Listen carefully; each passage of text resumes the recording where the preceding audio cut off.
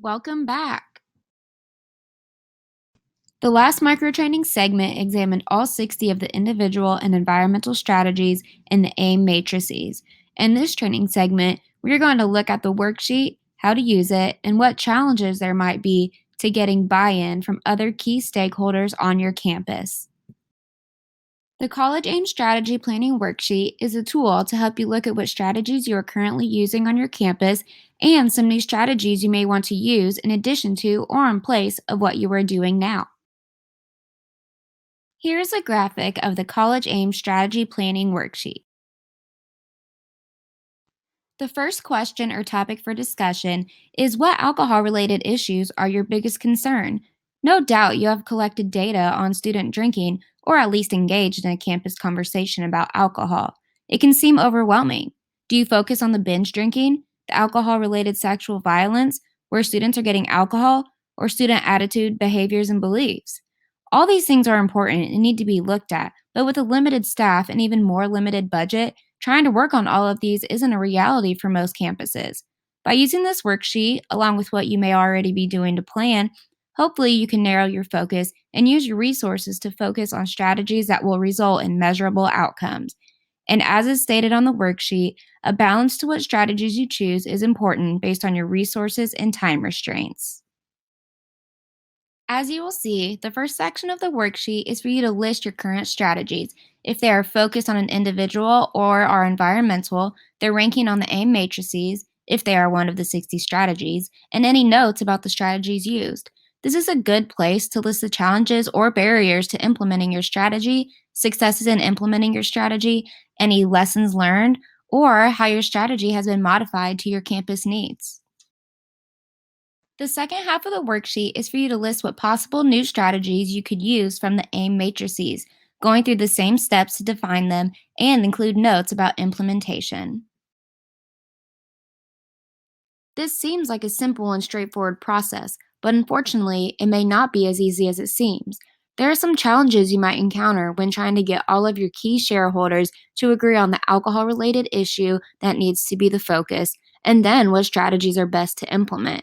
And they are shareholders, just like in a company, because everyone has something invested in your campus, wants to see it succeed, bring diverse views, credibility, and increase the success of your initiatives.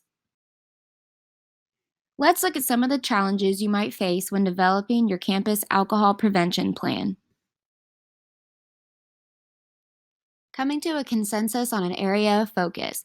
If you have attended an ICAN training on campus coalition building, you'll remember that there are recommendations on who should be in your campus task force or coalition: student health and wellness offices, judicial office, campus administration, counseling services, campus law enforcement, campus bars and retailers, and student leadership. Some campuses also include the community on their coalition or task forces as well to encourage a positive town gown relationship. These are important voices and perspectives as you tackle alcohol issues on your campus, but coming to an agreement about the biggest problem and what to do about it. Using this worksheet, along with the planning tools you may already be using, might help bring a focus to your coalition or task force. Coming to a consensus on best strategies. Alcohol issues have many facets, and there is not one approach to addressing them, which is a good thing because it allows for a larger plan that includes more than one strategy. However, deciding on where to focus resources and get the most return for your investment can be challenging because every shareholder may have a different opinion on how to achieve that. Law enforcement may want the resources to patrol campus and off campus parties and to attend the latest law enforcement training on addressing high risk drinking, and they wouldn't be wrong. Student counseling services may need the resources to fund another staff person to effectively handle the increase in students seeking mental health services, and they wouldn't be wrong. The Student Health and Wellness Office needs the funding to implement alcohol screening tools and to follow up with students with resources and referrals, and they wouldn't be wrong. Is one shareholder's needs and role more important than another? No. But the reality is that there are limited resources, and you must do something. And everyone would agree that the best strategies are those that are shown to be effective. But how do you get there? Deciding who does what and when, getting to an action plan is an accomplishment. Now that you know what strategies you're going to use, how do you decide who will be involved and what they will do? Just because your task force and coalition members may not work in the office that will directly implement your chosen strategies, it doesn't mean they still shouldn't or can't be involved. In fact, it is always a good idea to involve all your task force and coalition members in your efforts to keep them engaged and invested in what you are doing. Developing measurable outcomes. As you work through choosing the best strategies for the biggest alcohol related concerns you have identified, your outcomes might be easy to develop, or you might struggle with what those will be. Within the resources on Project AIM, as well as other websites, you will find other information to help you develop measurable outcomes. Check out the resources provided at the end of this training to get more guidance on selecting strategies and developing outcomes. Let's review what has been presented in the 4 micro-training segments in this review of Project AIM. Developed by the National Institute on Alcohol Abuse and Alcoholism with leading college alcohol researchers and staff, College AIM, the College Alcohol Intervention Matrix, helps you review and choose best strategies for your campus based on the needs of your campus and the outcomes you want to achieve. The 60 strategies that have been reviewed were evaluated for their cost and effectiveness and also categorized as either an individual or environmental strategy. Included in the Project AIM website is also a worksheet and additional resources to help you choose the best strategies to address the alcohol related issues on your campus.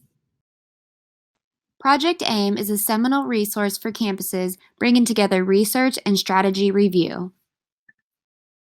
If you are not currently using the Project AIM matrices, we encourage you to take a closer look at the strategies and how you might be able to incorporate them into what you are already doing. And as a reminder, the Indiana Collegiate Action Network supports the strategies in Project AIM and may even have mini grant funding available for your campus to implement strategies. Thanks for joining us for this first training. The next series of training will take a deeper look at the Indiana College Substance Use Survey, what data is collected, how you can use the data, and how to be involved. Don't forget to complete the final brief evaluation so you can get 1 CEU for completion of this training. Look for the link in the video description. And don't forget to visit our website at www.incollegiateaction.org. Thanks to the Indiana Division of Mental Health and Addiction for providing the funding for this training. See you soon!